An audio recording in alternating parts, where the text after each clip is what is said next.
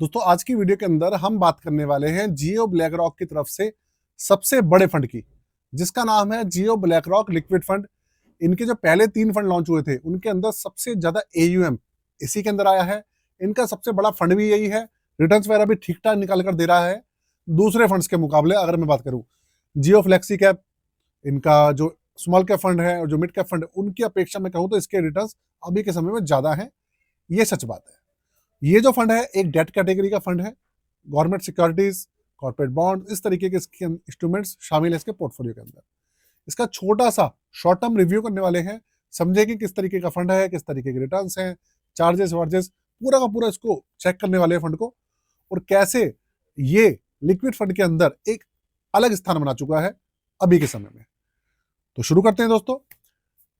पहली बार आए हैं तो प्लीज वीडियो को लाइक कर दीजिएगा और चैनल को सब्सक्राइब जरूर कर दीजिएगा, क्योंकि आप लोग ना देखते तो हैं लेकिन सब्सक्राइब नहीं करते। लेकर चलता हूं आपको कंप्यूटर स्क्रीन पर, वहां पर थोड़ा सा डिटेल में बात करते हैं इस फंड के बारे में, और इसके जो दूसरे फंड है उनके बारे में भी थोड़ा सा बात करने वाले हैं, जैसे कि specially flexi cap fund. Computer screen आपके सामने चालू हो चुकी है। अब आप देखिए फंड का नाम तो आपके सामने है ही, जियो ब्लैक रॉक लिक्विड फंड।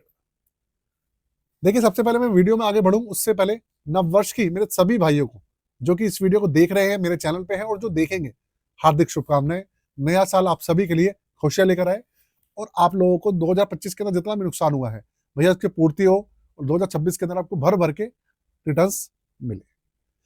अब बात करते हैं जियो ब्लैक रॉक लिक्विड फंड की। देखिए ये एक डेट कैटेगरी का फंड है और पिछले 3 महीने में इसने जो रिटर्न निकाल के दिए हैं वो है 1.47%, 1.5% का रिटर्न निकाल के दिया है दोस्तों। अब आप कहेंगे भाई 1.5% तो कुछ भी नहीं होता।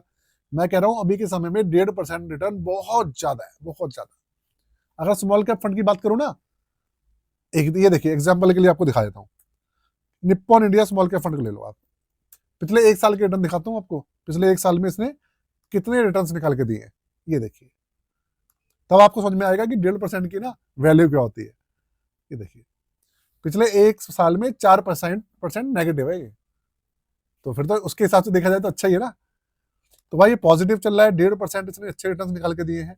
एनएबी 1,000 रुपए पे लॉन्च हुआ था, 1,028 रुपए पहुंच गया। लिक्विड फंड है, डेट कैटेगरी का फंड है, उस हिसाब से काफी अच्छा चल रहा है। रिस्क इसके अंदर सबसे अच्छी बात होती है, रिस्क इसके अंदर बहुत कम होता है। रिस्क इसके अंदर रहता है लो, एफडी के बराबर। जैसे एफडी में रिस्क रहता है ना काफी लो, ऐसे इसके अंदर रहता है। आप ये कभी मत सोचिएगा कि एफडी के अंदर रिटर्न जो रिस्क होता है वो नहीं होता। भाई एफडी के अंदर भी रिस्क होता है, उसमें भी पैसा मरने के चांसेस होते हैं। ये आपको नहीं पता तो मैं बता देता हूं। तो 4 जुलाई 2025 को लॉन्च हुआ था, 6 महीने के आसपास इसको होने वाले हैं। जब से लॉन्च हुआ है तभी से अभी तक करीबन 3.3% का रिटर्न दे चुका है, और ओपन एंडेड स्कीम है। एक्सपेंस रेशियो बहुत ही कम है, 0.10%। 6,889 करोड़, मतलब अच्छा खासा एयूएम है इसके अंदर, करीबन 7,000 करोड़ के आसपास एयूएम है, और लोगों को ये फंड बहुत ही पसंद आ रहा है। 500 रुपए से मिनिमम लमसम, 500 रुपए से मिनिमम एसआईपी में चालू होती है, और एग्जिट डॉट आप मान लीजिए इसके अंदर 0% है, ना के बराबर है। एग्जिट डॉट इसके अंदर है ही नहीं। अगर आप देखेंगे ना तो बहुत ही कम है इसके अंदर, 0.00656770 इस तरीके के इसके ना क्या है एग्जिट डॉट है, जो कि ना के बराबर है। तो भाई ये इसका पूरा का पूरा क्या है, रिटर्न्स वाला पोर्शन है, और इसके जो ओवरव्यू है वो है। पोर्टफोलियो देखते हैं, 97% पैसा डेट फंड में है, मतलब पूरा ये 100% एक डेट फंड है। इक्विटी का नामो निशान नहीं है इसके अंदर। करीबन 3% कैश है। अब आप देखिए इसके अंदर सिक्योरिटीज कितनी है, 69 सिक्योरिटीज है इसके अंदर, 69। और इसके अलावा ट्रिपल ए कैटेगरी की है 78.63, और एसओबी कैटेगरी है 18.46। ये है भैया।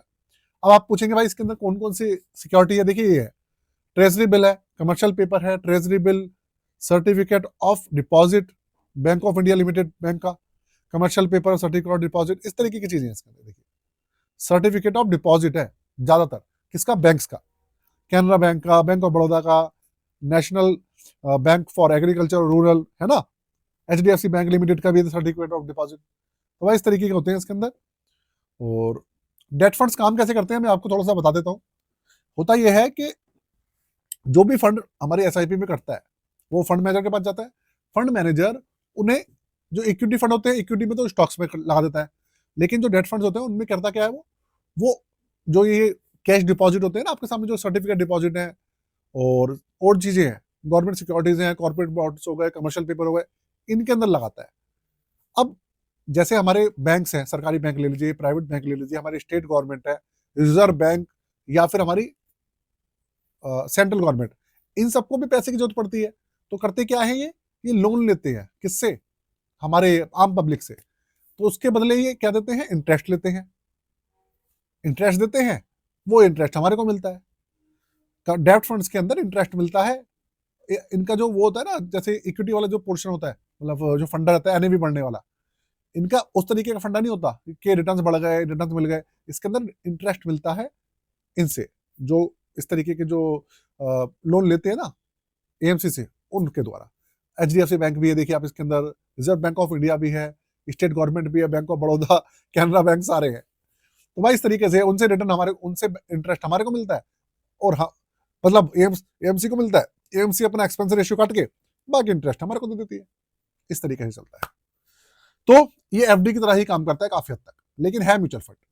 एफडी के अंदर आप एसआईपी वगैरह नहीं कर सकते, इसके अंदर आप एसआईपी कर सकते हो। ये सब चीजें।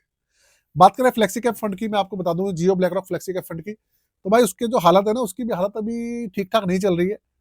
उसकी हालत काफी खराब चल रही है। रिटर्न्स जो है निकाल कर देना उसके लिए बहुत मुश्किल हो गया।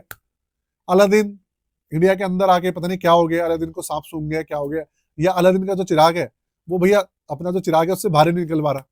जो अलादीन का जिन है वो चिराग से बाहर नहीं निकल पा रहा है। आप ये समझ सकते हैं, कुछ नहीं करिश्मा कर पा रहा।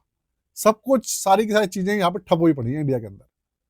ठीक है अमेरिका के अंदर बहुत अच्छा काम करता होगा, लेकिन भाई ये अमेरिका नहीं है, ये इंडिया है। देखते हैं, थोड़ा समय लगेगा शायद इन सब चीजों को सुधरने में, सेटल होने में, क्योंकि मार्केट जब तक सेटल नहीं होगी ना, तब तक सब चीजें फेल है। थोड़ा समय देंगे फंड को, 1 साल बाद पता चलेगा कि फंड हाउस और उनकी स्कीम्स किस तरीके से काम कर रही है, तब ही कुछ एक्चुअल में निकल कर पता चलेगा। तब तक आप हमारे साथ बने रहिए, हमारे चैनल को प्यार दीजिए, और भैया चैनल को सब्सक्राइब कर लीजिएगा। आज के लिए जय हिंद, वंदे मातरम। और अगर आप अपना पोर्टफोलियो बनवाना चाहते हो, पोर्टफोलियो सर्विसेज लेना हो, रिव्यू करवाना हो, रीबैलेंस करवाना हो, कोई सी भी सर्विस लेनी हो, तो चार्जेस वगैरह सब कुछ मेंशन है डिस्क्रिप्शन के अंदर। चार्जेस है 999 रुपये। आप जाकर व्हाट्सएप नंबर पे हमसे जुड़ सकते हैं। जय हिंद, वंदे मातरम।